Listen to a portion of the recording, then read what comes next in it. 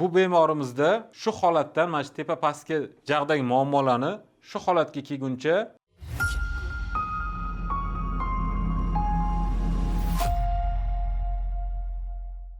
bu bemorda pastki jag'larida ham xuddi shu ishni takrorlaganmiz. Ya'niki mana bu eski koronkalari va gigiyenasi yomon milklarning ahvolini ko'ryapsizlar.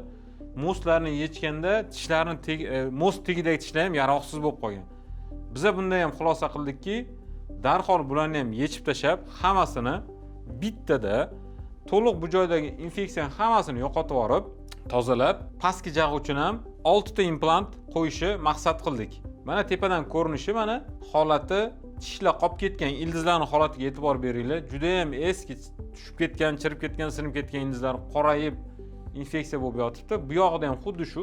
Shuning uchun bizda bittada o'sha muammoni hal qilish uchun to'liq konstruksiya hammasini olib tashlab, bu joydagi infeksiya o'choqlari, tishlar yomon holatdagi milklar holatini yaxshilash maqsadida hammasini bittada oldik bir kunning o'zida va ko'rib turganinglardek 6 ta implantni darhol o'sha kunning o'zida o'rnatib, e'tibor beringlar, bu oddiy implantatsiya emas.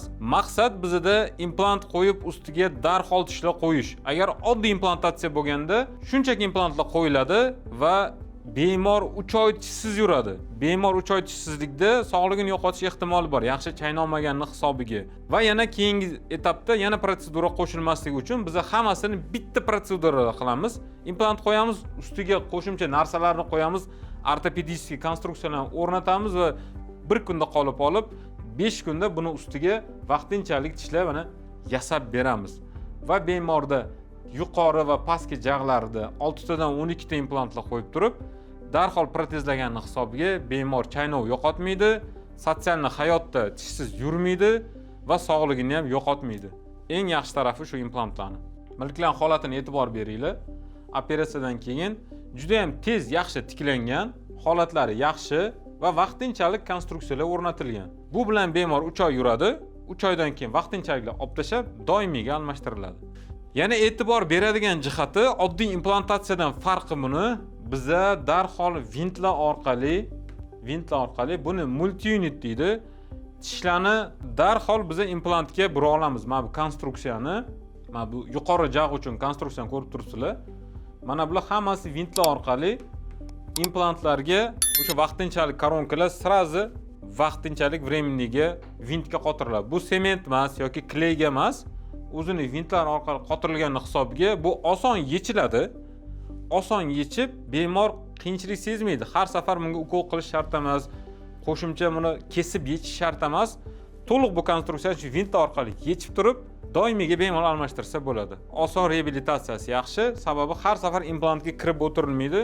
Bemor qo'shimcha diskomfort his qilmaydi. Bu bemorimizda birinchi biz qilgan ishimiz faqat tepani qilganmiz. Birinchi etapda bir kunda tishlarni hammasini olib 6 ta implant qo'yganmiz va bunga 5 kun ichida 5 kunda tepa jag'larni o'rnatib berganmiz. Tepa jag'lardagi moslarni o'rnatib bergan.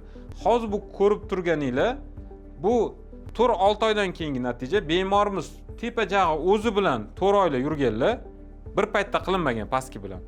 Keyin kelib, pastini 4 oydan keyin kelib, uni ham 5 kun ichida qildirilgan. Bu hozir ko'rib turganinglarda, o'pshi deyarli 4-6 oylik rezultat hisoblanadi. Chunki buni bitta qilsa juda tez bo'ladi. Misol uchun buni bir haftada qilib turib, keyin pastiga tushib turib, pastini ham bir kunda olib turib, unga ham bir haftada tish qo'yib berilsa, umumiy 3 oydan keyin doimiy tishlar qo'ysa bo'ladi. Lekin bu bemor misolida orada cho'zilish bo'lgan hisobiga shu 4-6 oyda shu vaqtinchalik holatga kelganlar.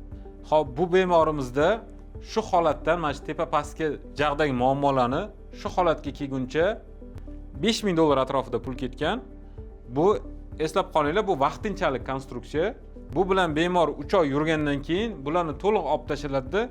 Doimiy konstruksiyani qanaqa qilinishiga qarab, metall keramikami, dioksid sirkom yana ham qo'shimcha konstruksiya tanlashiga qarab, qo'shimchasiga yana 4000-5000 atrofiga rasxod bor bunda. Endi umumiy hisobda shu holatdan shu holatga kelish uchun $8000-10 atrofida xarajat ketadi. Yana ham bir narsa, hammani situatsiyasi har xil. Balki sizda bundan ko'proq, balki kamroq ketar. Qilinadigan ishga yoki konstruksiyaga bog'liq narxlar belgilanadi. Agarda sizda tishlaringiz bilan bog'liq muammolar bo'lsa, xuddi mana shunaqa qiyin vaziyatlarda yoki tishlaringiz qiynalib o'tgan bo'lsangiz, imенно siz uchun biz individual tarzda o'zingizga mos, sizga mos keladigan konstruksiyalarni va yechimlarni qilib berishga tayyormiz. Uning uchun quyidagi raqamlarga bog'lansangiz bo'ladi.